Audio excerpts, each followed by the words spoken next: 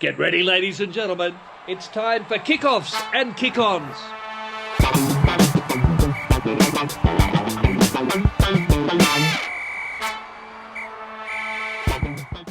Do you hear that, Swoop? No, sorry, I'm can't do two things at once. What are you airplane moding? No, he's reading something really long. It's probably not long. No, it's a really big text. Definitely not long. Is that better? Are you too cold, man? We are on your time, Swoop. You let us know when you are ready. Okay, we're good to go. We're good to go? Count me in. 3, 2, 1.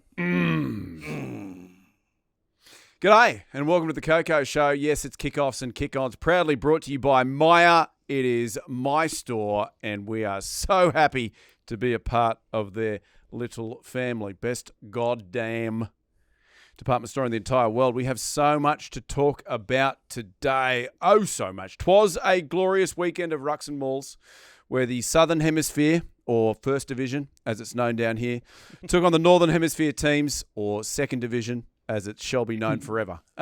Firstly, those plucky little Kiwis from those quaky, shaky isles, goodness me, they took on the world number ones. Jeez, you've come in strong, bro. Ah, mate, I'm sick of hearing it from those NHLs. Sick of it. Northern Hemisphere bullshit. Anywho, they got it done against the Irish, Swoop. Don't know if you saw that. Kiwis. Yeah, I picked it. You did? I was the only bloke on the couch that picked it. Is that right? Tommy, give me a nod. Yeah, he's giving me a nod there. Next, those plucky Wallabies. Goodness me. Yeah. So mother plucky. They were apparently going to lose by 20. That's what we heard everywhere. No, won by 5 against the English at Twickenham. I picked it. Yeah. Did you pick that one? Did you check it? Yep, it was me. Tommy, is that right? Yeah, probably. Tommy says. Then Los Pumas, Los Spanked, their Los Italians, and finally those wonderful Springboks. Well, they were too much to handle for the Scots. We will get into all of this in the pod. That is our promise to you. So, gents, to our intros. I don't know if we can keep this up next year. We've kind of done every category possible. Oh, we'll find something. Do you reckon there's more? Yeah. Okay. Because we are celebrating all things Wallabies, we're also celebrating all things marsupial. Down here in Australia, we love our animals, don't we, boys? Daily.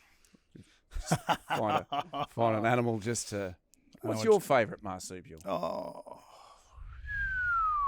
Platypus, Well, duck-billed. Well, One of us are. one of you is a platypus. What did you give me your favourite marsupial? echidna. I was going to say that's going to be Drew Prickly. We should have done that. We might rewrite that really quick. Firstly, our wombat. This man... Swoop. All right, yeah, you got it. Next one. No, well, it was Swoop, Okay. right? But then we changed it last minute, and you'll find out why. This man, like the wombat, does his best work at night. His backside also has 4 times the mass of the rest of his body. And just like our favourite joke about the wombat, he eats roots and leaves. It's Drew Mitchell. And my poo is cube-shaped. Much like a wombat. Have you seen that? Yeah, I have, yeah. How does it come out like a cube? Little squares. Honestly, go on Google and type up wombat shit or poo. Yeah. And it's cubed. You know, What's their hole look like? I don't know, but normally, like when you cut it off, like how does it cut it off? I don't know. It's one of the great mysteries. Yeah, if you come across wombat poo, Tommy's just brought it up. We'll put a little image here, Hugo, of wombat poo. You know what? It kind of looks like sugar cubes, doesn't it? Well, like brown sugar cubes. Maybe they just release and just get their mitts a little dirty and just package it up for whoever's picking it up. This is going to Looks sound like thoughtful, something, the looks like wombat. something you'd have at a Coldplay concert.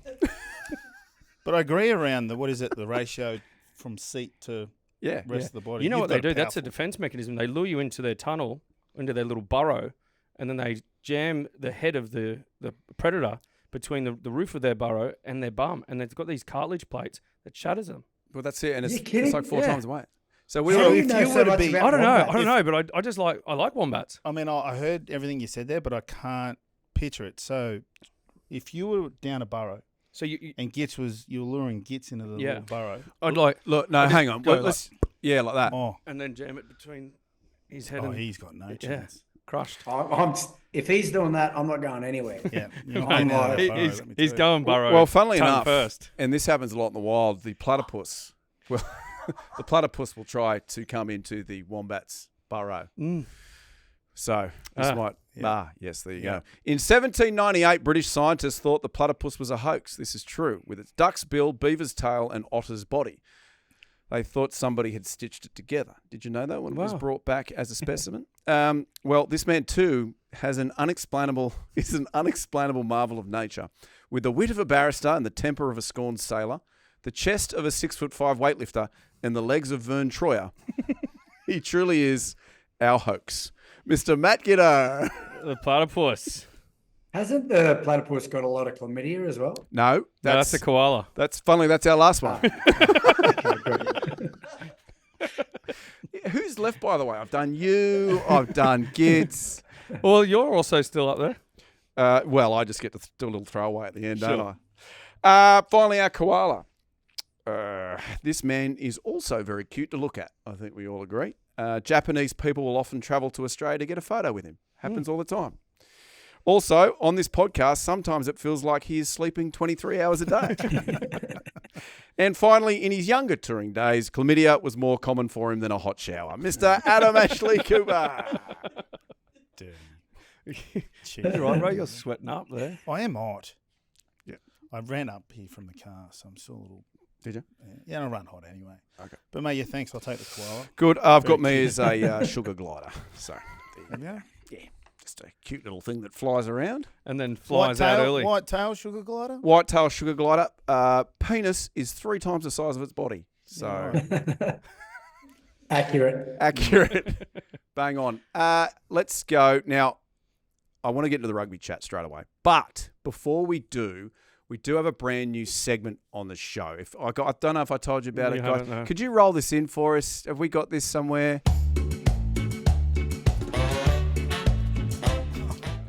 Nice. How was your weekend swoop? Made a big deal of us last week because we didn't ask her. It's all you, buddy.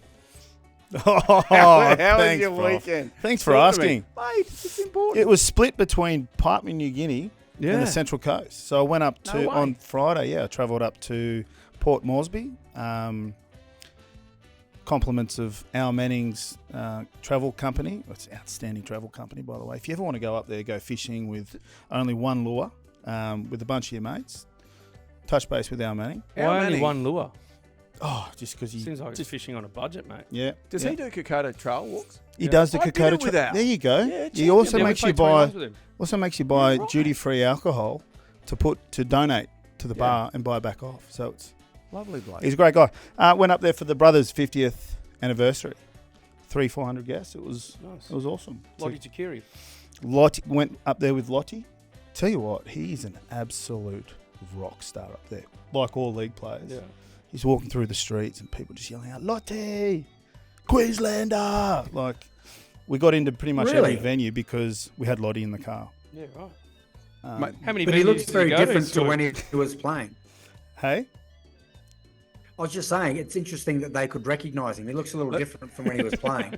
Yeah, little. Let me tell you a story, though. So, and I hate to digress to rugby league, but back in the day when we did the Kokoda Trail, we were walking. I did it with Nathan Hindmarsh and Brian Fletcher, and we were in the middle of nowhere in the jungle. Hindy and I were way out in front of everybody because we were way fitter. And we came to a part, deep, dark jungle, and up in front of us there was a guy wearing tiny little shorts carrying the biggest machete you've ever seen, right?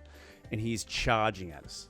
And I'm like, this is it. This is how I die. And the guy goes, Hindy! Hindy! He knew it was Nathan Hindmarsh. In the middle of the jungle, calls out, however far back, 6 different blokes show up. Finally, they get a phone to take a selfie with Nathan Hindmarsh. There you go. They are gods up there. Sorry, mate. And it was good. Did you chat? Did you entertain? Entertain. Yeah, Lottie and I were, I guess, guest speakers.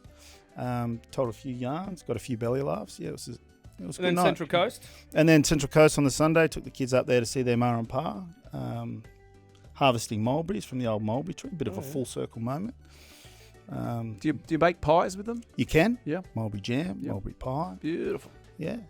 Good on you. Thanks, mate. Feels like you really stacked your weekend, got the most out of it. I did. Well, I mean, Saturday, flying back from Port Moresby is a little tough. There's nothing direct. 4-hour stopover in Brisbane. Yeah. Gits, hands up. I'm just wondering, you've packed the weekend. Are you just trying to work up a few points before we bounce this Friday. It all counts, son. Yeah. Something that was, before I get to your weekends, boys, which are also important, something that wasn't lost on our viewers was that you made an appearance on our Sunday match review. Yeah. It was Yeah. epic. Well, it was the last one, wasn't it, of the year? Well, last one that we have to do on our own time because we'll be on tour for the next couple. Yeah, right. So we still have to do them away. Oh, okay. Did you happen to notice all the comments? Because obviously you'd think people would be commenting, well done, Wallabies, but there was more comments about the fact that That you I was worked on. on a Sunday. I wonder why Swoop Dog made this Sunday review. I'm confused. They say it's a Sunday, but Swoop is clearly here. Something not adding up. Jeez. Swoop always putting in the extra hours. Swoop working Sundays, Schmidting in. I thought Scoop didn't work on Sundays, bless. Lots of accusations that you were only there because the Wallabies won. Mm-hmm. Coincidence. Was it? He's a bandwagon guy. Very good, Drew. Your weekend. I saw your Sunday. But My weekend probably started Thursday. I went to Coldplay, actually, Thursday night. Jeez, that was stimulating. Tell me how good it was. Oh, honestly, I didn't think I was that much of a Coldplay fan, but then I knew every word and every song. I was like, fuck, I'm a Coldplay fan. They do it really well, the production of it. Like, they had, little light-up glow wristbands. They had 3D glasses that make the lights feel like they're coming at you. They got balloons going everywhere. Like, there's just a lot going on, but Chris Martin, geez, he's good. But I'm going to say it now. I think probably, give us 2 years and our show will be bigger than a Chris Martin Coldplay show. which stadium you were at? Our core, the one out at Homebush. Oh, cool. We'd probably do 2 nights back to back, would we? Oh, well, he did 4, so I reckon we'll do 5. There you go. Gits, did Coldplay make it to Canberra, mate? Were they down there at Bruce Stadium? No, No, it's I just actually cold didn't down even there. know they were in the country. Yeah, I didn't know they were in the country. For me, the weekend, I've got the brother-in-law down. He's one out. The missus isn't here, so I've had to help him a fair bit. What we do, we had a bit of a punt Sunday. Sunday was actually good. We were down there, took the kids down to play some soccer, and a dad came over, and he said, because what we were using was a synthetic pitch that is kind of like first in, first out. You know, we were there playing, and he said, do you mind if I go and ask all the other kids around the oval if they want to play a game? So he brought these kids in, and they were good. So myself and Bud, like we locked right in. Like I was going 100%, shouldering kids. Good. In the end, we won. My son Kai, he scored the winning goal at the end off an assist. And so he should. It's his birthday too. Happy birthday, Kai. Yeah, it's his golden birthday today, and here I am with you fellas. So he's born on the 11th of the 11th, and he turns 11. That's some good numbers. That is a good one. Yeah. And just so people that are playing along at home, your brother-in-law is, of course, Lance Franklin. Buddy Franklin. Well, he used to be. I think he's more just Bud Frank. Yeah. Do you think he'll join us to chat some Wallabies? Have you sent him a note? He said I did. I messaged him. He said, mate, I hate that stuff. I said, well, that's fine, but you need to book your flight home then. Okay. Well, let's see. Stick around if you are a big AFL fan. Buddy Franklin might be on this podcast. There's a bit of a crossover there, isn't there? Great. I've got to get the big boy on. When we were in Toulon, Bud came over to visit when we were playing at Toulon, and our president, Murad Boujala, wanted to sign Buddy on the spot because he realised how big of a star he is back home. Thought he could maybe just sign him just to kick for touch. Like But Bud thought he was going to pack down at number 6. I mean, he's not very tough, our Bud. If you are watching this and you don't know Aussie rules, type in Buddy Franklin and spend a bit of time. Yes, Gits? If I could just quickly touch on that, that's what he did when he got to France. So he got to France and he didn't like that people didn't know that he was someone. Like, because it's only popular in Australia, AFL. So we're sitting around drinking with all the Toulon boys watching his highlights on YouTube. He's like, watch me go, boys. He always puts his highlights on. There's an interview when he was, I think, 16 or 18. He goes, I was pretty tough out there. I always had 3 or 4 on me. Like, he was being honest, but we're like, come on, Bud. Yeah. Well, I reckon if he doesn't agree to come down to the garage, we might get you to go and find him because that's the type of shit we need to go viral, buddy. Hey, just before we've got a special guest who is waiting online, but before we do, people have probably noticed over the last 2 to 3 weeks we started clean shaven, and thanks to all those comments from people that said I looked like the tip of a penis. That was very polite of them. But today we are full on sporting the moustaches. We are doing it for Movember. Drew, this was your initiative. Well, I just think so. I think it's great. It's a great initiative supporting men's health, mental health and physical health. Make sure you go and get your prostates checked and make sure you get it from an actual qualified physician, Swoop, not just anyone. But also, it's just, when we used to tour for the spring tour, You said you weren't going to say anything. he's had his prostate checked many times. He's just got no results. Yeah. But I think it's it's one of the great things. And when we used to tour for the Wallabies, every spring tour was, of course, in November. So we always were sporting moustache. And because we're departing on Friday to go back up north, another tour of sorts for us, we thought let's get around it. So it's basically the KOKO Mo. We'll put up a link. Make sure you go to our Insta and also just find the link wherever it is and try and donate as much or as little as you can. And also you can pick which team member. So everyone in the production team as well, they're doing their Mo's as well. So, and if you see Swoop on tour, check his prostate. Dig a little deeper. Got anything yet? Oh, that's a very serious thing, actually. Yeah. So, But I think it's also fantastic. great. Like Oh, it's a serious cause, but let's make sure we have some fun with doing it. yes, absolutely. And while we're talking on Movember, last week, Goy, you teased that we're doing a 7 show on the Tuesday, the 19th of November at Vinegar Yard for the London City Sevens. The London City Sevens is going to be an epic event. It's in partnership with Movember. So they've asked us to also encourage people, if you're going to go to the Sevens, get on, donate to Movember. We'll be there. We'll have our filthy moustaches and we'll do what we can. Tickets for that event on that Tuesday, kickoffs and kickons.com. We are all over UK and Ireland. So just jump on our website and you can find out what we're doing. Hey, gents, I don't know. He's been sitting there for a while. Do you think Corbs is pissed off by the time we jump on here, Gits, or is he still hanging around? What sort of guy is he? Well, I mean, who really cares? It's a very good point. He's English, so that means he's a loser. Yeah, and good on him for coming on at a time when their team is just so terrible. Alex Corbisiero, is he there? Look at him. Geez, dropped some weight too. There he is. Look at this set. NBC Sports. Yes, so I couldn't take that off the wall. No, leave it. You've just legitimised this shitty little podcast of ours. That's wow. Yeah, I know. I'm putting your studio to shame now. You hearing that, Hugo? Someone dropped this When bloke the a fuck did you beat. get that? Yeah, where did you get that bench and everything? That studio has gone next level. Well, I had Matt Giddo staying with me, and I got a load of cash for it, so I put that towards towards the new studio fund. Hey, You deserve. I redid it for the next season of.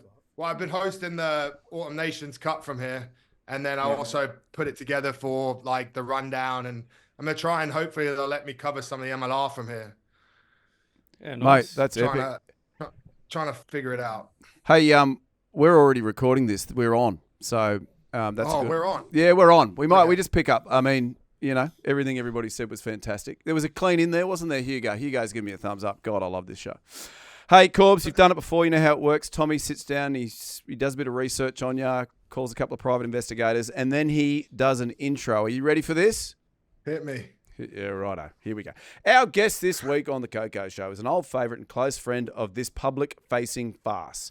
The big, burly, and often baked bear of a bloke is well and truly part of the KOKO furniture, whether he fucking likes it or not. Despite being born in the mean streets of Queens, New York, this fella moved with his folks at the ripe old age of 5 to the land of whining and the home of perpetually sunburnt, that's right, England. It was there, this buxom brunette with curves for days rose and rose in the rugby ranks until one day he finally wore that fucking rose and earned himself 31 caps for those pesky Poms. Now this chunky hunky calls California home, where he moulds the expiring careers of former footy phenoms as an assistant coach and then spends the rest of his time exploring greener pastures without the fear of calling Pelican Bay home. So, please welcome a man that can multitask so well that he can smash someone else's spaghetti whilst melting into the couch. He is a bloke that can rap and spit rhymes so lit that he made our very own Get Quit. It is the one and only MC Bake It Until You Make It, Mr. Alex Corbisiero. Yes. What's going on, everyone? Good to have you back, mate. Hey, Corbs, It's good to be here. Corbs, good I to see see how you you guys again, missed mate. out the Lions hero of Australia, but it's okay. I understand why. Swoop asked us to take that out. Actually, he did an edit. Before we get into the Wallabies win, Corbs, good to see you again, mate. Swoop here. See you, buddy. The old spaghetti. Do you remember that? Did you pick up on that little dig there in the intro? So we were. Remind me. Where were we, Gits? What was that area? Maui. No, it wasn't Maui. It was the Yes, bloody. we were. No, it was when we came It back. was Oxnard. Oxnard. Oxnard. Oxnard. And you- Now I Right. remember. Yeah, And now you I had that remember. little Now I remember. second scare, and you just needed a couple of blokes to, bounce a bit of, concern, bit of anxiety. Aussie came over. We whipped up a lovely little Gitto swoop spaghetti. Anyway, Gits had packaged it up in the fridge and had it all ready for the week. Nice little. Anyway, he was in bed. I don't know if you where were you? Gits, you in bed or? No, I was watching Corbs in the kitchen like a hawk. Like that.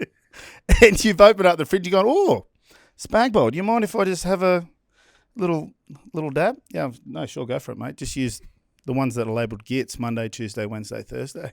Go for it. And you hit a whole week's I think worth. I pretty much finished hit the it. whole week, Well, yeah. I'm pretty sure I finished it.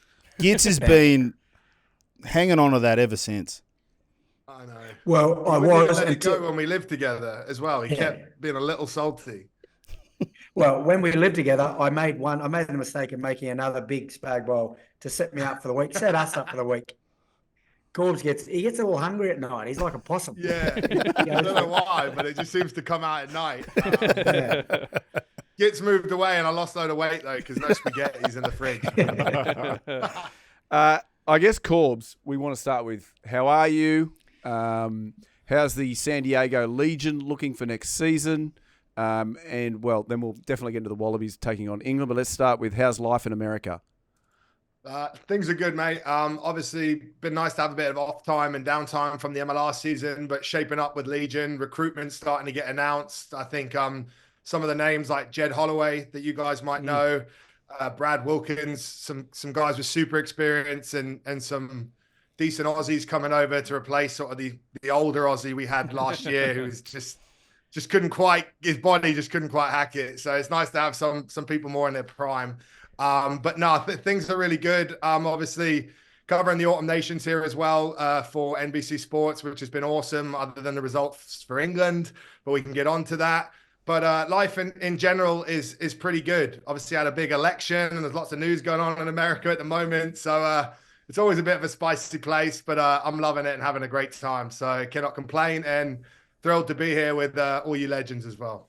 Oh, mate, that sounds like a bit of an interesting time over there. But what about, with your coaching and stuff with San Diego? Like, are you in off-season? Are you in downtime, pre-season? Where are you at?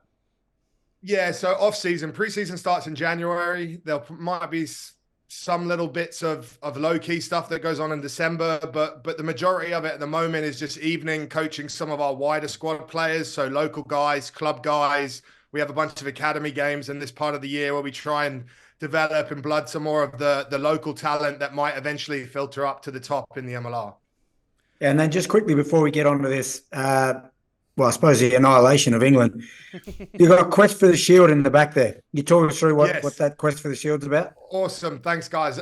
Quest for the Shield is the new documentary that's about to drop from the San Diego Legion.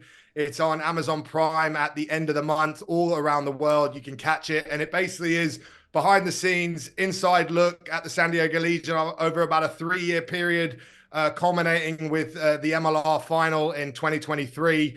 And if you're interested in rugby in America, you want to see a bit of the MLR, you like sort of the Hard Knocks American kind of TV series, I really think give it a go. It's a one-off show. There's hopeful, if it goes well, to turn it into a series and continue following us to maybe potential other MLR teams. But it's the first sort of proper production that an MLR team has put together. And I think for rugby fans, it should be quite interesting. There's a lot of big names from Ma Nonu to Chris Robshaw to myself and lots of other players that feature in it that you'll know as well. And really recommend it. And we're excited here to hopefully get our brand out there and shine a few more eyes on rugby here over the pond. Mate, outstanding. We will all tune in for that. Everybody loves those follow docs. And like nobody does it better than America. I think we can all agree when it comes to drama, tears. Actually, is Gits in it at all? He is not. He Fantastic. could be in the series. There's footage of him if we does go well to continue, but he's not in there. He hadn't joined us yet. Yeah. Because there's Joe Peterson, there was Marnonu, there's Chris Robshaw and those guys. I was going to say, where's Goyd, like the face off? And then when you mentioned 2023, Right. I understood the assignment. Okay. No, fair enough. Yeah. All right. Hey, we have you on for many reasons, Corbs. And actually, I've been chatting to Corbs during the week, and we have a bit of a finale. Oh, yeah? Yeah, that Oh, Corbs nice. has organised for you boys. But, of course, before we do that, we're going to do our rugby roundup segment, which you have joined us for. We did a match review on Sunday, so if you are looking for a bit more of a deep dive, get onto our YouTube, go and have a look at that. Obviously, kickoffs and kick-ons. But now we're just going to sort of hit the surface, see what it means for England, see what it means for England going forward. Sorry, for the Wallabies going forward. So the Wallabies, 42, defeated England 37. It was an 84th minute try, as we learnt on the weekend. Obviously, Max Jorgensen, an amazing dive that people are likening to another very famous dive. Well, the last time we won there, actually, at Twickenham, 2015, the Goit. Very similar. Very You big. actually scored. That's the most points you guys have ever scored at Twickenham as well, surpassing that 2015 win as well. It was a record-setting for the Wallabies. Very, very, very impressive, guys. So, Corbs, what's the English takeaway from this? Was it that the Wallabies dominated, or was it that England kind of lost it towards the end? I think a bit of both. I think like mixed messages with England. I think if you look back to England a year ago at the World Cup, everyone was hating on them for no attacking flair, just kind of playing percentages rugby and really sort of paint drying, bit boring, but trying to be effective with results. I think for me, as someone who agreed with that sentiment, it's hard to be mad when you look at some of the ways they're playing. I think the attacking side of their game is so much more evident. Marcus Smith at 10. I think it was positive, but I think for me, the thing that's probably been my theme of these two games is I thought they just haven't quite matched the intensity that they came out with in those All Blacks games in the summer. And whether that be that it's early in the season and, these Southern Hemisphere teams are coming in fresh off of the Rugby Championship and that test intensity there is it, I'm not sure. I think England's blitz repeat efforts were better in the summer. I think they've been caught out a few times defensively. I think there's been a few times where they've made poor decisions of when to blitz as well, which I think maybe having that sort of one-track mind and not reacting to some pictures might have presented a score. And I just think probably as well, game management, 2 tight games they've let slipped out of their hands. But at the same time, I was so impressed with the Wallabies. Like, there are so many standout performances, obviously from Joseph Sualihi and people like that. But I just saw across the board, the pack as well, from Bell to Valentini to McWright and Wilson as well. I just thought the way they carried, the way they bossed the game line, it just sent the intensity of the game towards sort of Australia's way. No, keep going, Corbs. Keep going. No, he's finished. Oh, shit. so I thought. Oh, right. Well, I'm sorry. No, I was the just, finger's up. it's very hard He's for going to me. go next, that's all. Yeah, I'm throwing my finger up because I've get the delay here, Corbs, and I don't like it. But I know you get a fat for scrums.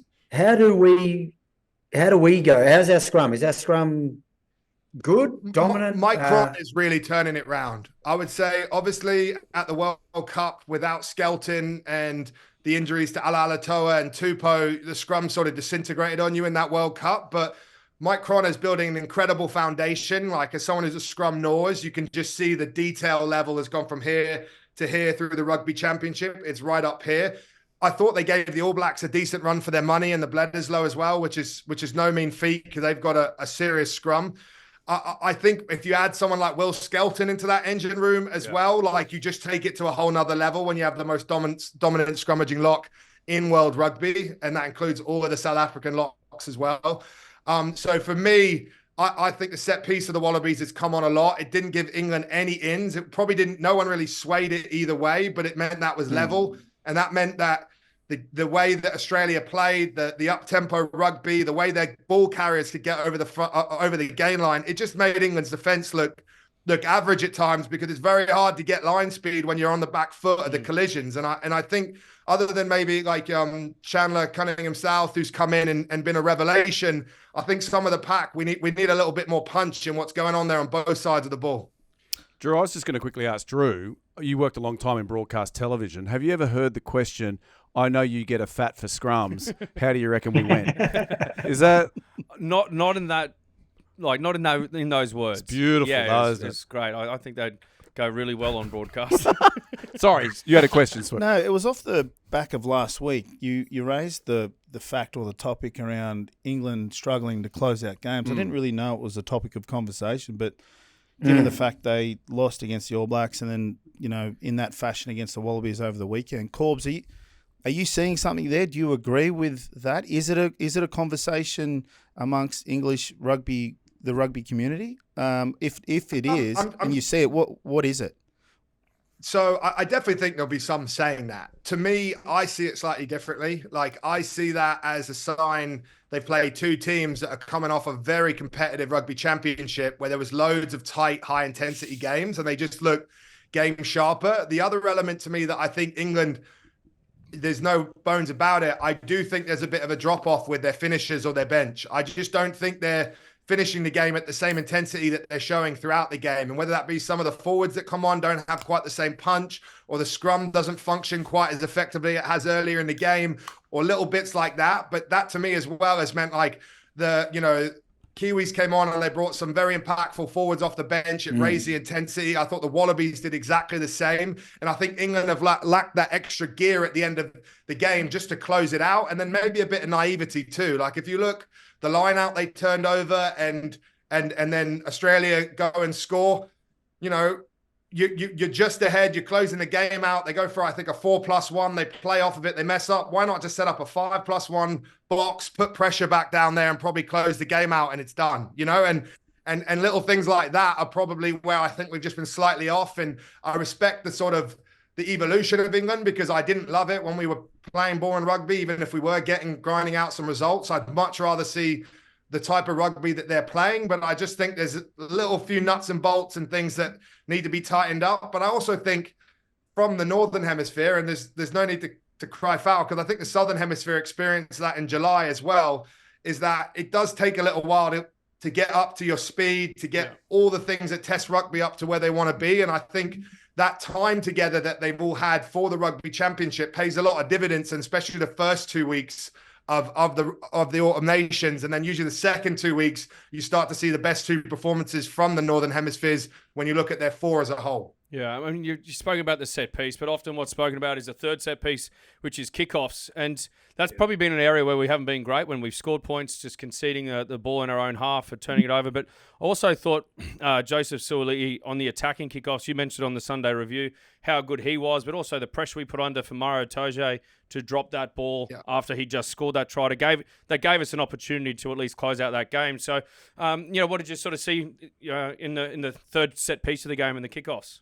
Yeah, I think it's a combination. I think the aerial game of some of your players is absolutely phenomenal, but I think you've also got to credit the kicks and that they were on the money nearly every time. They were in either contestable position or a hard catch that where there was aerial pressure coming. So for me, I think it's absolutely spot on that there are like a third piece. It's probably more obvious when you watch sevens and stuff how much kickoffs can affect possession. But I think just for momentum and the inability to close out a game or to get possession back, that to me was quite impressive from Australia. And I thought on the aerial contest on a whole, they looked pretty good. And I also thought they looked good.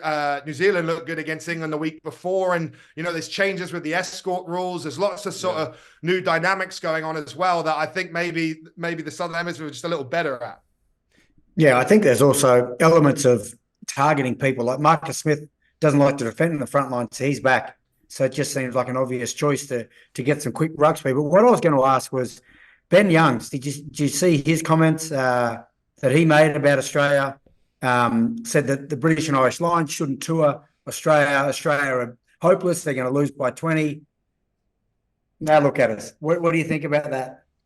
Oh, mate, it's classic English, isn't it? We get a little bit of hype, and then we run away with it. We can't help ourselves. I think Ben's obviously like feeling liberated, not playing international rugby anymore, so he can actually maybe say what he thinks, and he can actually be honest. So, if you looked at some of the performances, you take some of the World Cup, some of what happened in the summer, of course, I could see where the material was coming from for him to have those opinions. But I also think the quality of that side and the amount of top-level, incredible coaches you have, I feel it's only a matter of time till that turns around. Like, you got an all-star amount of coaches in there, some real experience. I believe there's a long-term blueprint to sort of bring in the more domestic hands, taking it over as well. Like, that to me, I just watching Australia from what I saw in the Rugby Championship to the intensity they played out there, just shows that I think you guys are on the right path. You know, the Lions is always going to be a stiff task. The Northern Hemisphere sides have upped their game, I think, in competitiveness with the Southern Hemisphere, probably even more from when I played and stuff. So I do think the Lions will have a decent shot at you boys. But I think, like, so much talent there. That new centre you have looks incredible. It reminds me of watching Israel Folau when we played in 2013, where someone's just that much of a specimen in the air, that much of a sort of game-breaking player, considering how little union he's played at the top level. Very, very impressive. In Ben Youngs' defence, though, like, we sit here and say we're going to Schmidt it in. Yeah. We're going to win by 50. No, of course. I could care less. I could care less. I think it's good to create these type of headlines. Yeah. But then when it happens, you're going to cop some shit. It's like Rob Kearney before the New Zealand game. He came out and said something in the press, and I'm just thinking the current players would hate that. Like, why are you working them up? Ben's welcome to come on next week. We're in the UK. We're in England. Ben Youngs, if you're watching, please come on and we'll debate it out. Now, I have a question. We might serve him a bit of humble pie. That's a good idea. We could whip up. What is it? Is that mulberries in a humble pie? I've got a couple spare. I want to ask you. But also, I was going to say quickly on Ben Youngs. He's also put his hand up and go, it's a bit of humble pie. You know? Like, so that's, that's why it's great. Like, I love it. You know, he's that type of bloke. He's a you legend. Live and die by the sword, and then you eat shit. Yeah. You know that firsthand based on your Eddie comments. It's what I eat most. Yeah, that's a good choice. Actually, Ben, give Drew a call. He can talk you through I got a this. good recipe to whip up. Quick, before we move on, Yeah, no, I've just got a little quote I wanted to read to him. Corbs is an absolute professor of the breakdown and the ruck. And I know he specialises in more the attacking ruck. He probably is labelled the San Diego Bear Pit, whatever it is. But rather than the attacking ruck detail over the weekend from the English, what about the defensive ruck? I want to know what your thoughts are, because I thought England did an extremely good job of just being a complete menace and really disrupting the flow of our ball. And I kind of want to know what you saw and potentially what the conversations were in the lead up to that game, pre-game, around the different types of techniques or just behaviour to be quite effective, because I felt like Benny O'Keefe, he was hard on us. And it just felt like England were getting away with murder. So if you got that opinion and the English are getting away with murder at the defensive ruck, then they're obviously doing it very well and they've trained it. You got any light to share on that, Corbs? Well, I thought England did a decent job of like slowing it down, staying in the fight, just being like making it a clunky sort of gait. So it wasn't like they were hard on ball all the time and they got a load of turnovers. I only think they got maybe one or two in the game, but they didn't give many penalties away, considering how many times they maybe had someone either fall on the wrong side of the gate or stay there for a split second. And I just think that time and tackle focus and the ability to sort of either cross the gate, to be there for a second, like you could see even like guys would counter-ruck, but then almost like twist and just kind of be in the space. So it's nauseous for clear outs to get a clean shot. So you can't really just fly in and whack something. I just think they did a good job of just crowding it and slowing it down a little. And then they do have a few guys that are actually good on ball when the separation. Using all limbs as well, because I thought that the Wallabies potentially could have taken that kind of learning into the second half, because the English started so well, right? And they were just getting such quick ball that there was nothing that we could do, as opposed to maybe having a conversation around maybe employing a bit of a two-man defensive kind of mindset just to slow it down that little bit touch, because the English were all over us in that first 20 minutes. They were. Now, Steve Borthwick, that's 5 from 6 that he's lost. Obviously, the win was against Ireland, which was amazing. He, I think it was the press conference after, in one of the interviews, he said this. I wanted to ask you about this, Corbs. He said, for a long time, one of the biggest challenges of this English side is the weight of the shirt. It's something we have worked to move on from. Are their shirts really heavy? What's going on? What does he mean by that? Maybe you Wallabies can tell us that as well. Well, I mean, just before Corbs goes in, I think probably he's alluding to the fact the expectation and just the hype and the amount of media that they get when they go well, they're well supported, but also when they don't go so well, they almost like everyone turns on them. And that was never more evident for us during the 2015 World Cup. We knew as a host nation, Lancaster was under some pressure, and we just knew that if we could go out there and we ended up knocking them out of the World Cup in their own the World Cup they were hosting, just how much pressure there actually would have been on there before they even stepped on the field. So I was probably not a literal thing in terms of how heavy the actual jersey is, but I think probably more the weight of expectation. Corbs, you could probably, well, you should be able to touch on it. I think the weight of expectation and also the way in the UK, the press can turn very quickly. And so it can make it hard to commit to maybe a long-term sort of plan or development when there's a pressure of short-term expectations. And I actually think what he's talking about is a bit about when they first took the job at the World Cup, a lot of pressure to perform under a short period of time, and they reverted to a very conservative game plan and style. And I do think ever since that Ireland game in the Six Nations, they have made a decision to play and to be a much more exciting team. And that is the run of games that hasn't gone their way. There's a loss to France. There's 3 losses to New Zealand and 1 loss to Australia. But I'd argue that the style of play and the brand of rugby is so much better than it was up to that, I think, Scotland game or whatever it was before they played Ireland. That I think that, for me, I think they need to stay the course in the journey. I do think they can tidy up their defense a bit. I don't know if that's changes in coaches, slight intensity from end of season to early personnel, but I think there's a little drop off in their defensive intensity. But the actual commitment to playing exciting rugby and being a possession-based side and not just a territory sort of percentage-based side, I think is a positive, and kind of what he's alluding to, that would you rather us win really ugly and boring, or would you rather us lose a bit more exciting with a long-term goal that we might actually turn it round in this 4-year cycle?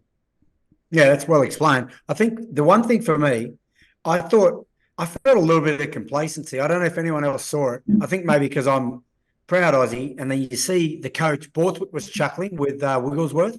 I think when they were up 15-3, they had like a little joke. The Canberra paired to them, and they were both laughing.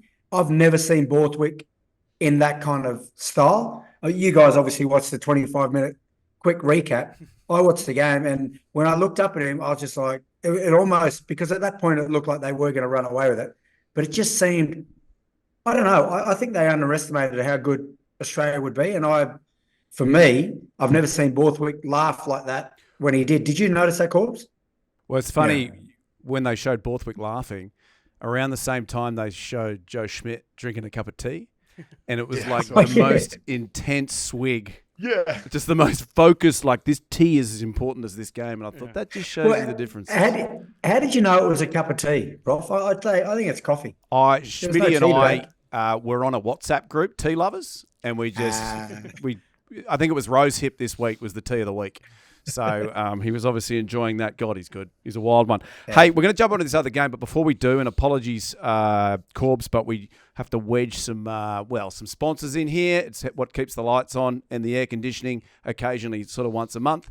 So I'm just going to do it now. Super Sizzler. Super Sizzler, thanks to BeefEater. Proudly brought to you by BeefEater. Gents, I thought we could pick a Super Sizzler from the England-Australian match. Obviously, winter's gone, summer's here. Make sure you get out, you buy a barbecue. It's all thanks to BeefEater and appliances online. Who would like to go first with their BeefEater Super Sizzler? I'll go first. Yep. I'm going to go Angus Bell. I just think, like... Did he get you? What he's doing at set piece, which Corbs can touch on, and he already has a little bit, but I guess more specifically to Belly.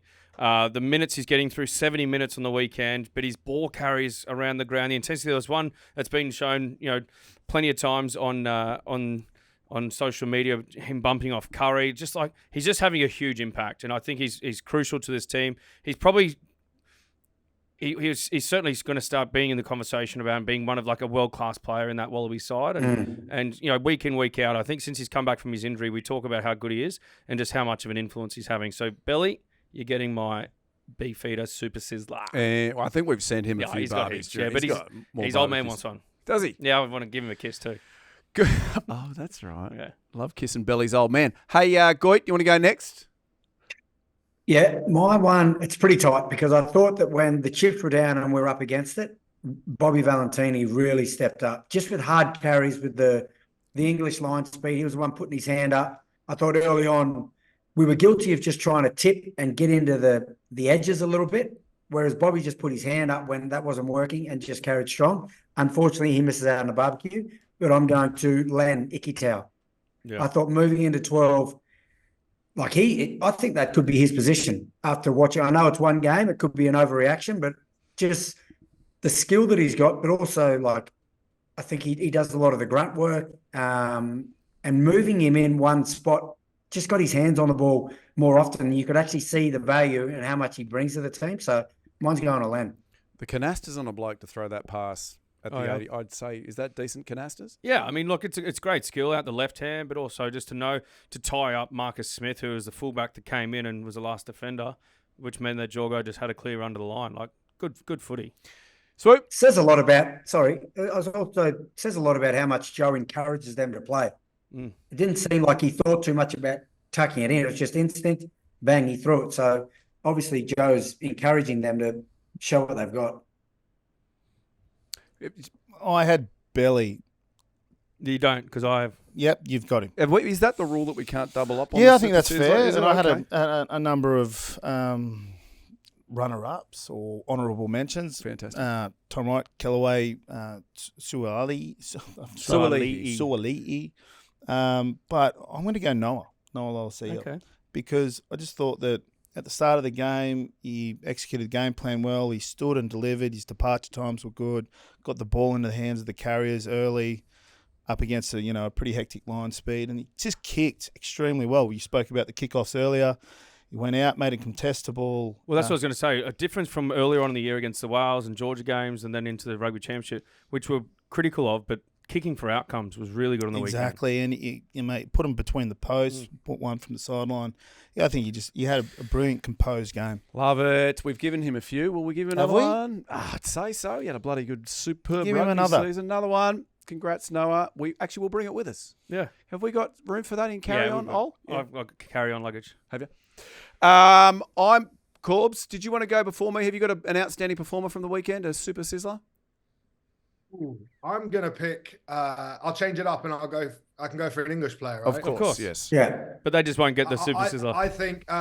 I think Chandler Cunningham South. Yeah. I think is probably him and Marcus Smith are the two that stand out for me. I just think he has been a revelation for England. Without getting too cliche, I know people are comparing him to Courtney Laws, but he is that sort of physical presence in the 6 jersey for England that we've missed.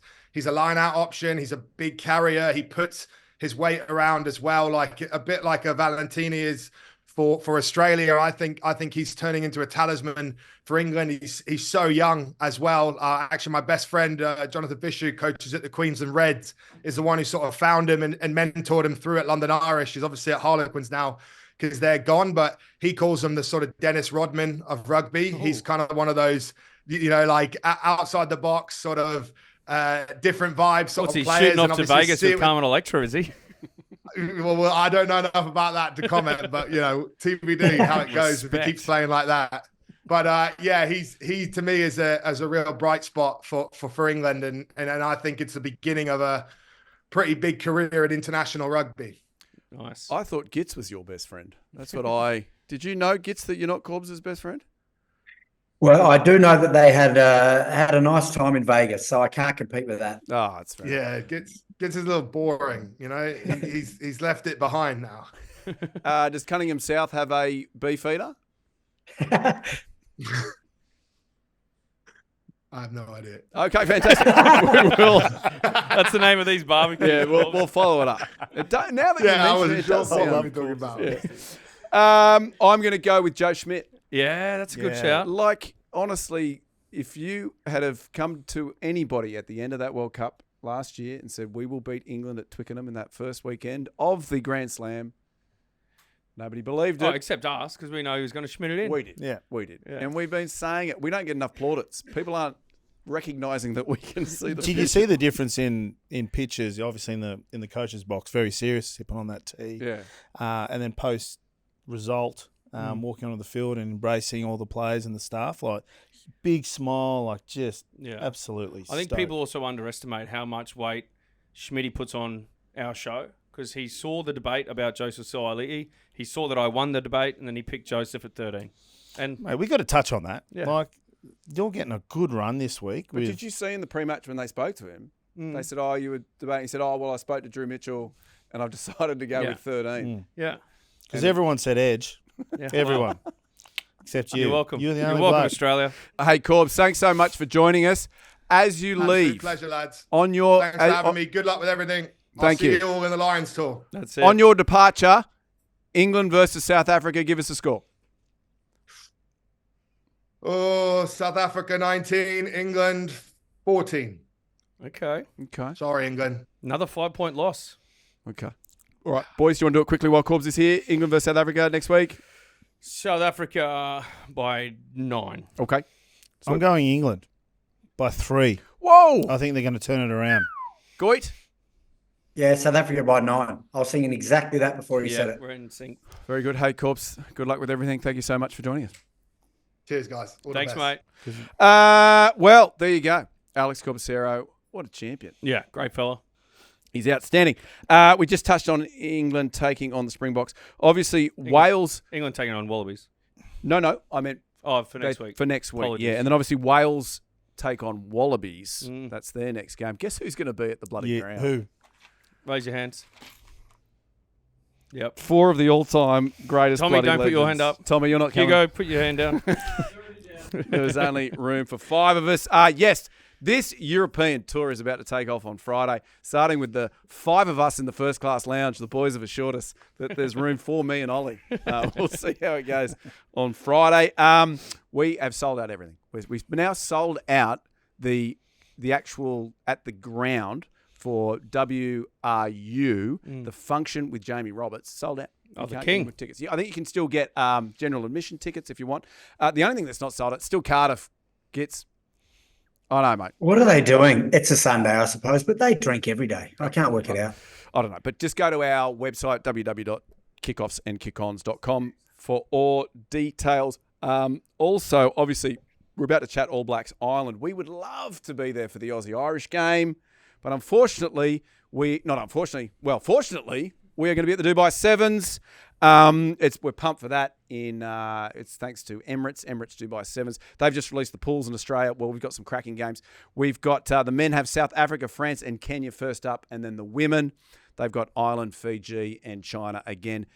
For tickets, get onto our website and you can see what we're getting up to at the Dubai Sevens. Plenty going on this trip. Lots of travel time, a lot of checking in, checking out, checking on each other. There'll be a lot of that.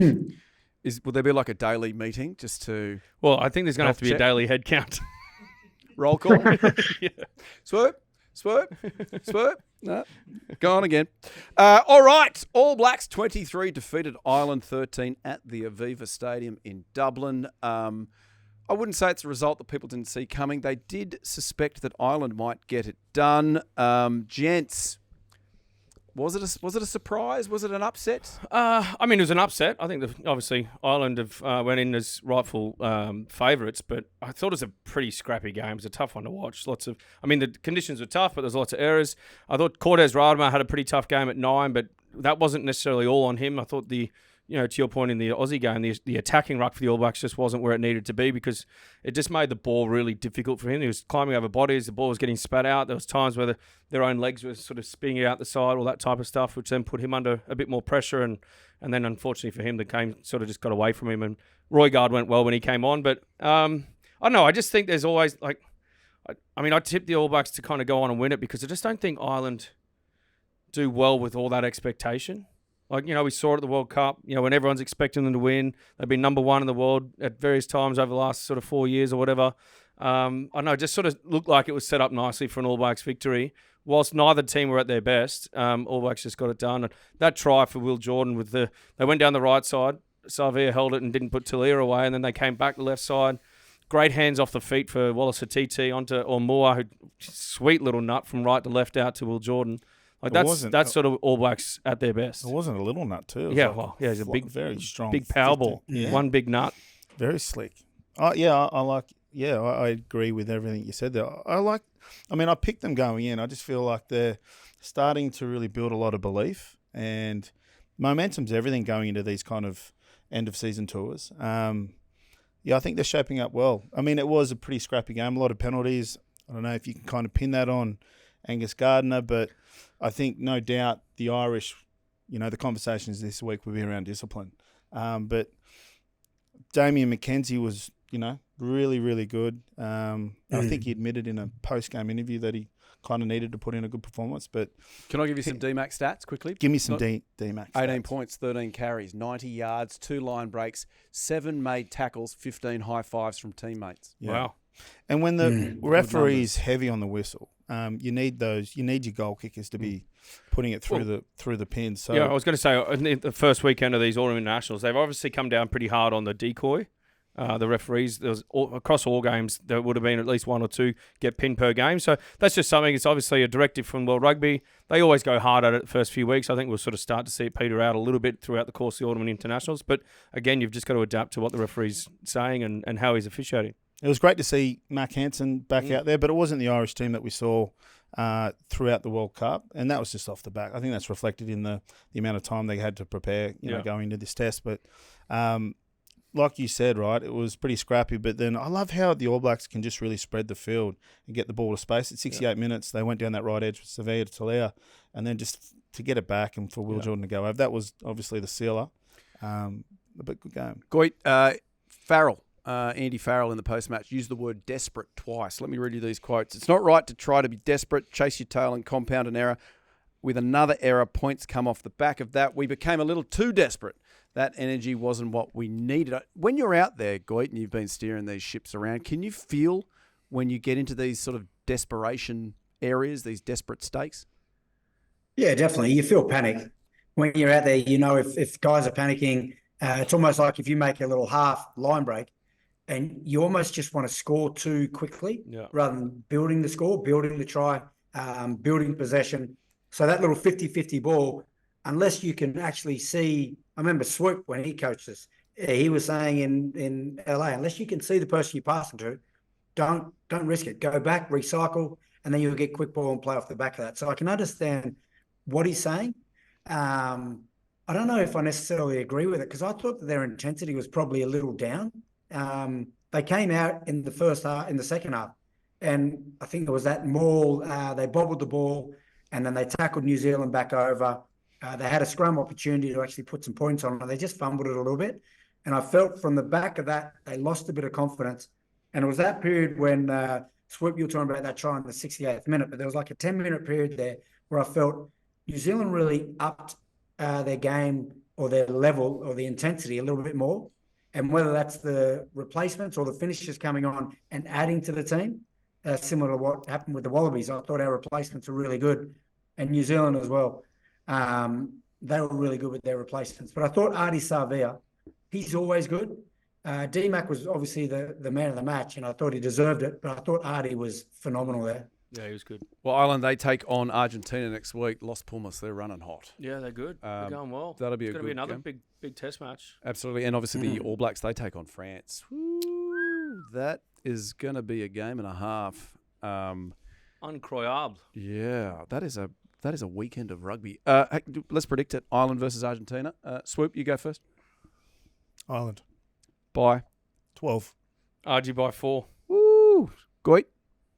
Yeah, I'm going to win Pumas as well. I think it'll be a tight one as well, but I think Mac will have a phenomenal game because he's a friend of the pod, but I think the win Pumas are going to get it done. And the French and the All Blacks. Who's going to win that one? Yeah, it's going to be a belter of a game. I'm going to go the ABs. ABs? I think the Southern Hemisphere teams will win on aggregate more games than Northern, so I'm going to stick with the New Zealand in this one. By? Short margin. France are very good, but I think also the type of intensity they played at last week, AB's up against Ireland, the week before against England, Los Pumas France coming off a pretty comfortable win against Japan. I think the intensity in which going into these games, I think AB's got a bit of an advantage. Swoop, France or All Blacks? AB's. AB's by? 9. Woo, and Goit? Yeah, I wasn't overly impressed with the French's game against Japan. I know they blew them away. I'm going to go with the Kiwis as well. I think they'll get it done by over 7, 8, 9, 10. Take your pick. Yeah, all right, beauty. We are going for those first division sides. It's great stuff. South Africa, they defeated Scotland 32-15 there at Murrayfield. It was 4-0 to South Africa. Probably the result we all expected. What did you take away from this game? Oh, I thought Scotland was certainly in it. 7 minutes ago, they're only down by 7. And then that scrum try to Jasper Wiese at the end, they sort of, made the score bounce out a little bit more. But, to Giddy's point around the impact at bench, they brought on the bomb squad 6 at a time. It was pretty crucial. When you're bringing on, Peter Steff to Toy, Khaleesi, and, there's 6 guys, Jasper Wiese, these guys coming on make a genuine impact. Scrum really sort of firmed up as well at the back end, and I think their sort of class just came to the front. Swoop? Yeah, I mean, it was... the bomb squad well into the 40th minute, just before the half. I felt like the penalty that Finn Russell had, which was very, I guess, doable for him at that range, at that angle. I thought that was like a bit of a turning point going into the sheds, because that gave him the opportunity to go more points up, I should say. They were right into it. It was an interesting one. Hog 2 tries, Mapimpi 2 tries. Yeah. It was a entertaining game. Couple of cards. The croc roll? Yeah, the croc roll. Yeah, what do you reckon? Yeah, that one, But they also... the wording on it saying he fell on his leg in a dangerous position, to get upgraded to a red. If you watch that in real time, because they recognised they were in that position and released. Almost both clean out. Yeah. And... Oh. Hey, Goy, let me read this to you. This is Eben Etzebeth. He said, Scotland are always difficult to play against. The scoreline flatters us. It was much closer than that. They've obviously beaten Scotland 9 times in a row. Is that him just being polite to the Scots, or do you think he genuinely believes that? I don't think so. Drew said, I think with 7 to go, it could go anywhere. I think this Scottish team is a very good team that people underestimate. They've got a great 15. I think, as Drew touched upon, it's the finishers that come on. So the guys that come on are probably not at the same level as the 15s. When you compare them to the other top nations, your South Africans, New Zealand's, and of course the Wallabies. I reckon that's probably the one area where Scotland potentially lose a little bit of impact and intensity in their games. You've got to mention Creel's 50th. Yes. Yeah. And at 14 too. Yeah. I'm not too sure how many times he's played on the edge, but... Didn't he tell you boys in Perth that he'd come on the show? Yeah, we'll get him on. Yeah, we'll get him on. Yep. Yeah. Easy. Yeah, he's a good fella. Loves the show. Get him on. Loves England, it. Loves you. Sorry? Fantastic. I said he loves you. Does he? We've got similar physiques. That's what it is. Both love getting behind the squat rack. Scotland, they take on Portugal next week. Portugal, well, we remember what they were doing in that World Cup. They're no easy beats. They got beaten on the weekend, though. Did they? Easily? Yeah, by USA or Canada, I think. Yeah, right. Okay, so we're all thinking Scotland? Yeah. Yeah, fair enough. Fiji, 24 defeated Wales 19. What a win for the Fijians. They just keep getting it done. Did you catch this one, Biff? Yeah, well, I mean, we spoke about it last week. The game for Fiji, going into that one, they didn't have their European players. We always knew that it was going to be a different Fijian outfit. Obviously, that's why I've got this Fijian-inspired-esque shirt on today, just to support the boys. But, with Josh Tuasolva and Semi Radradra, Naisalevu and these guys, and, you could just see there was a real amount of class about this side. And, I saw Nemani Nadolo today on his social media saying that they'd been working for this for a decade or more, and to go out there and achieve it was history. They'd never beaten Wales at Millennium or Principality Stadium, so something that they'd had their eye on. And, we know once the Fijian guys, they lock in on something, they try to achieve it like they did against us at the World Cup last year, they can beat anyone. So Semi Radradra got that yellow card, that high hit. So had to overcome some adversity as well and get it done. I thought, though, at the end, they were 5 points up. 5 points? Yeah, I think it's 5 points up. And the clock was in the red. All they had to do was kick it out, and they were still trying to run it out of their 22. Just kick the ball out, man. If they turn that over and they get a converted try, game's done. We're not talking history. Now, Biv, we obviously have a song that we like to sing for the Fijians. Did you alter it slightly? No, I didn't alter it. I heard it on the coverage, and I was saying, go and stick your dragons up your ass. Go and stick your dragons up your ass. Bull of an ucker, motherfucker. Go and stick your dragons up your ass. So, yeah, I just heard it on the coverage. I thought it was a fantastic song. Yeah. Love it. Love how they've embraced that. Now, there are a couple other games to chat about. Goit, I am conscious of your time. You need to get to your son's birthday party. I do. But before we do, we can't let you go without doing match fit. So let's do this.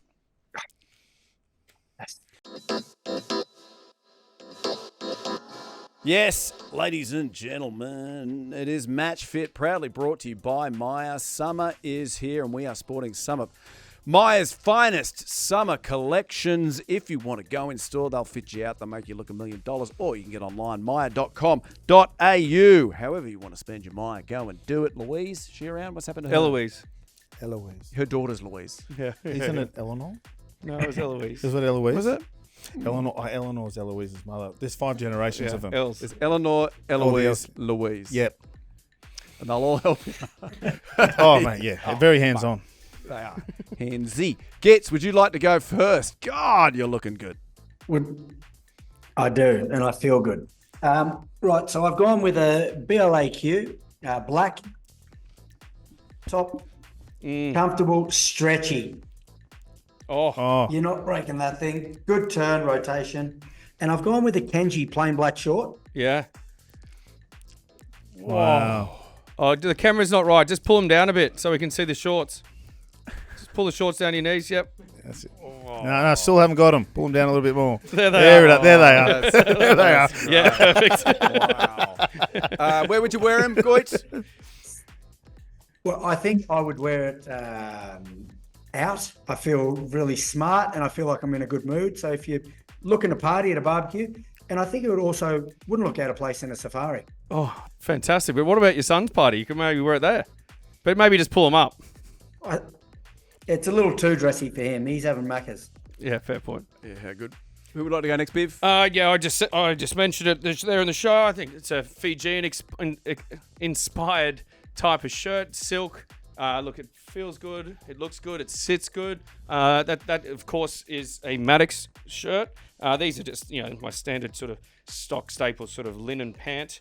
Fantastic. They breathe a lot, so it's good for the boys. And then also just stretchy for the big quads. Where would you wear it? I would wear it to a Coldplay concert. I did. You did? Yeah. That exact outfit? Yeah. You look good. I reckon you're best dressed. Thank you, brother. Oh, you should have worn that each week. Do you want me to go next? Yeah, go. Yep. Right. So, the only non-collar option today, because the brief was more T-shirts, Dale said. Anyway, Dale, I've got you, mate. Which one am I looking into here? Black, BLAQ, simple, and Maddox denim shorts. Now, they aren't that tight. It's just the swoopies quads are just popping today. Go and ask me a question. Where would you wear it? Well, I'll tell you where I wouldn't wear it.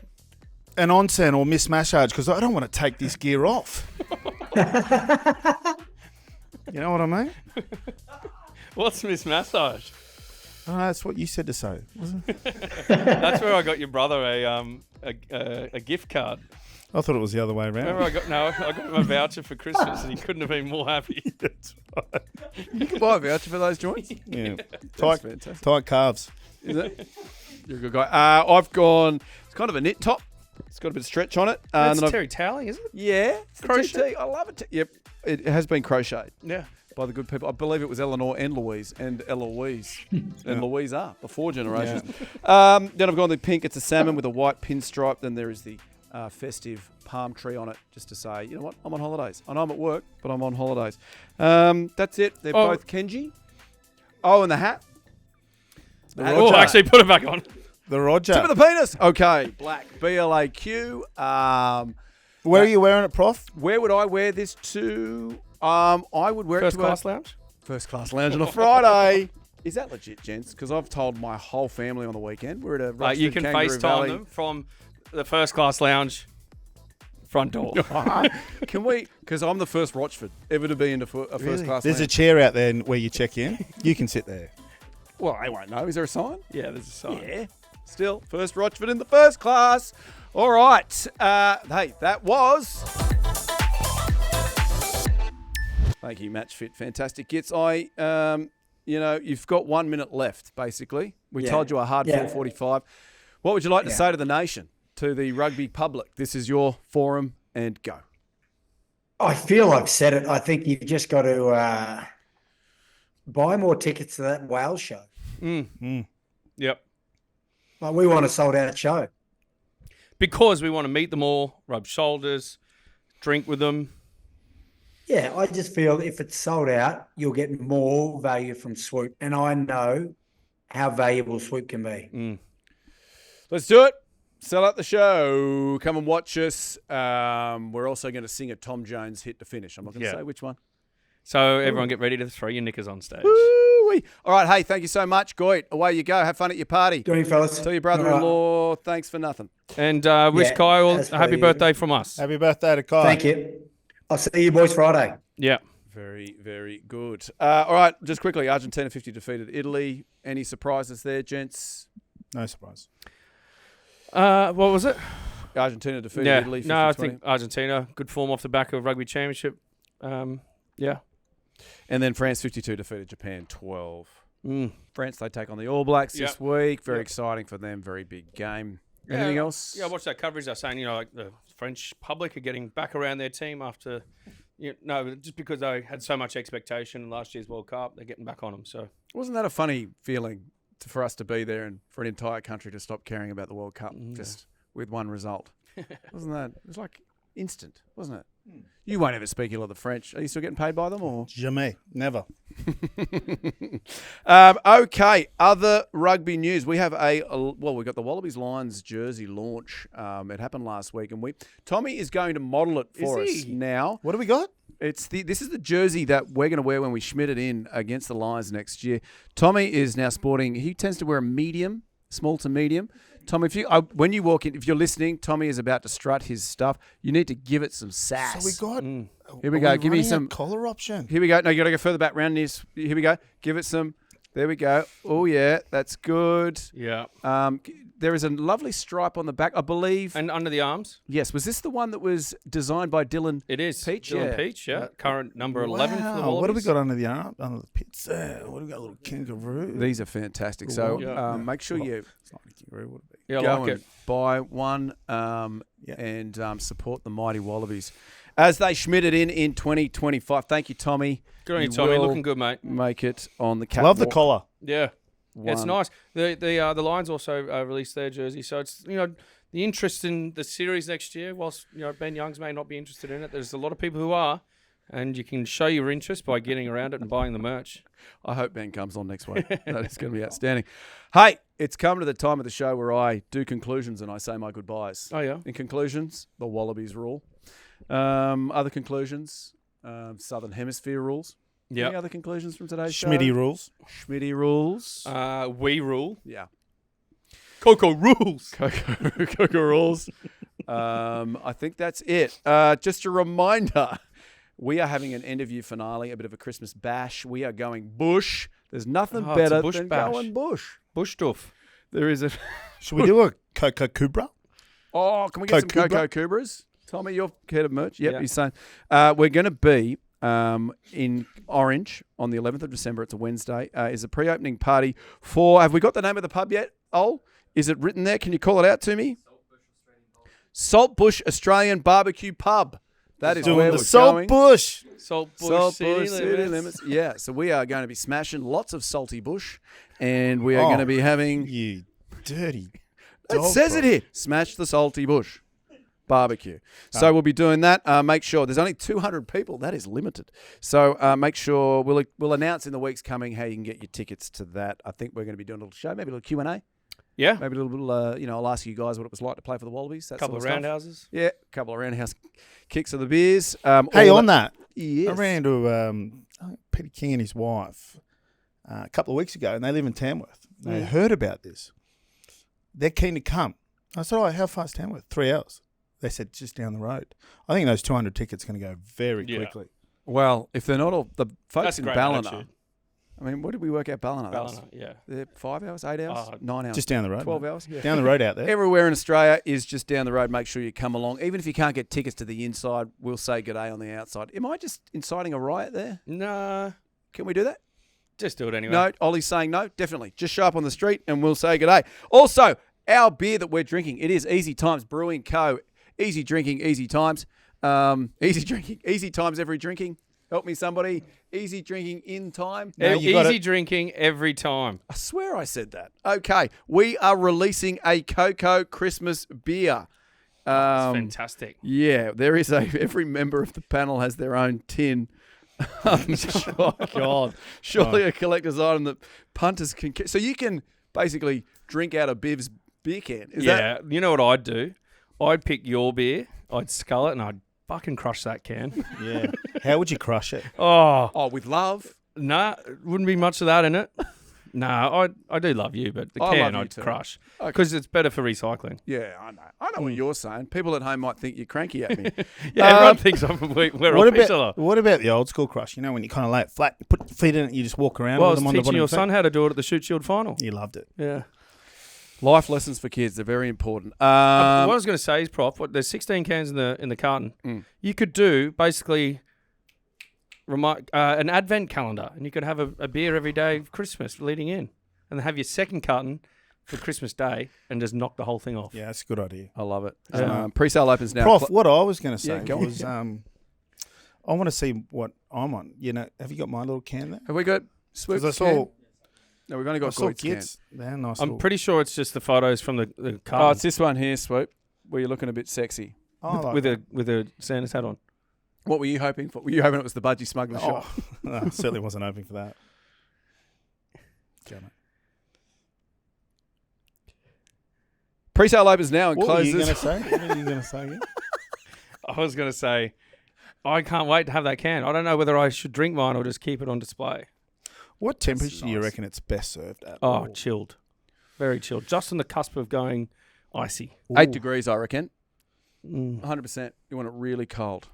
Sorry, I And haven't if got you want to keep it cold, we've got these little. coolers, buy them. Kick-offs, Coolers. kick-ons. Make sure you do it. Little It's hot segue in there. Australia.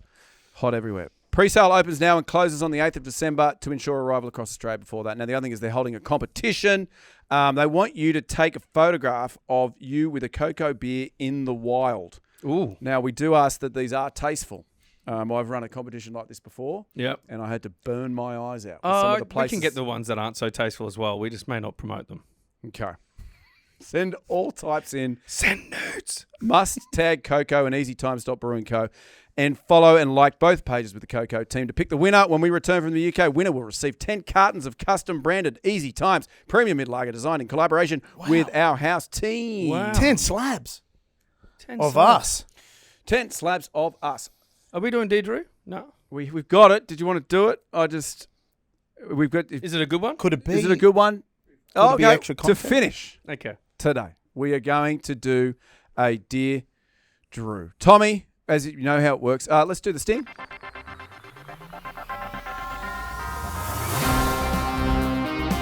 There's the sting. Would you like to explain how it works? Can I do a pre-Dear Drew? Oh, sorry. Tom, are you gone early? Stop it. Just fucking press pause. Yes, Swoop, you wanted to do a little something? Yeah, pre-Dear Drew. What's going on with the fucking length of your hair on your pins? The length of the hair of my pins. Yeah, they're very furry. Yeah, what's just what happens when You you going to just, clip her up for the tour? you just grow, mate?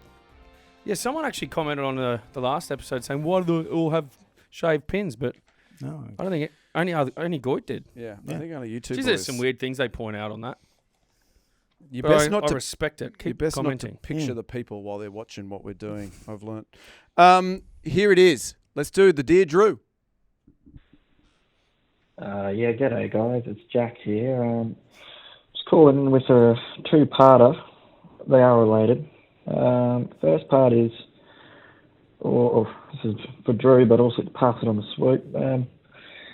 First part is I'd love to know what brand of corn chip I get to hear in my ears every Tuesday because it just sounds delicious.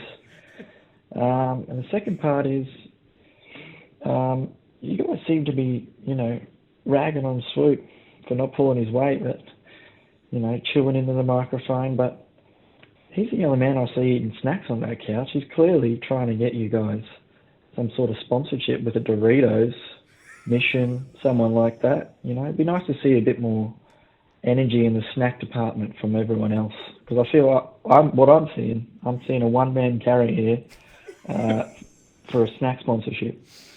Jack anyway, love to hear your thoughts. Cheers. Oh, mate, you've got my thoughts. Jack is a snack man. Jack, that's been exactly my thought, or in my thoughts, for the last however many weeks. I've been punching away on these corn chips, and there's no corn chips at ours. Can we pull back the curtain? You need to reveal what happened at the start of the show. So Hugo, he brought out 2 bowls. You'll see an empty bowl underneath there. He's going to fill it up with the lollies and the corn chips. And I said, Hugo, no corn chips this week. I can't cop you just sitting there going, because 1, it's your jaw, 2, it's the crunch, and you've got no respect for the microphone. So I told him to hide them and say that we didn't have any today. So if you go to that cupboard there. Oh, you pricks. Drew made Hugo hide. There they are. Bring them over here. I'll answer. We'll touch on this while I'm. And they're actually. And to answer the first part of that, the second part of that question, or 2A would be, there's no brand on these. So that is. The ruffle of that plastic's going to be great in the microphone there. Huge opportunity for. No, someone that. Corn chip. Yeah. So basically, there's an opportunity there for a corn chip brand. Is there a big spend in the podcast world from corn chip brands? Is that something they? I'm not sure, but there's big spend on how many packets of corn chips Swoop gets through. As we saw, it was evident in the budgie smuggler shit. Let's put a picture up here. There you go. That's Swoop in his budgie smuggler's chute. Hey, there was a 2-parter. 1 was what the brand. 2 was why are we not carrying our weight? Yeah, we need to lift the snack game. Yeah, okay. I think he was being we're all a bit worried and a bit fearful about how we're going to come back from this European UK trip. So 3 out of the 4 of us are just trying to manage. All right. Hey, that's it. That was the show. All the stuff to do. Let's leave a little bit of a website plug, www.kickoffsandkickons.com. All the stuff I've sold during the show, you can find it there. Merch, tickets, corn chip brands. Next week, we are in the there is new merch to drop next week, Tommy has just told me. We will be breaking that while we're doing a show live from London. Wow. So. Yeah. Great. I don't know. Okay, very good. That was the KOKO Show. Have I done everything, Ollie? I think so. All right, give us one.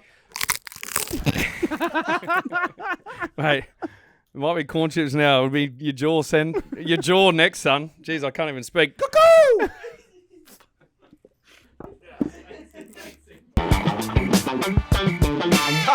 Oh, wow. That is the best video on YouTube. You know what you need to do now? You need to like and subscribe down there. Or if you want extra content, might be down there, you need to go up here or up here and get more of that gear. Thanks for supporting Kickoffs and Kick-Ons, and we will see you very soon.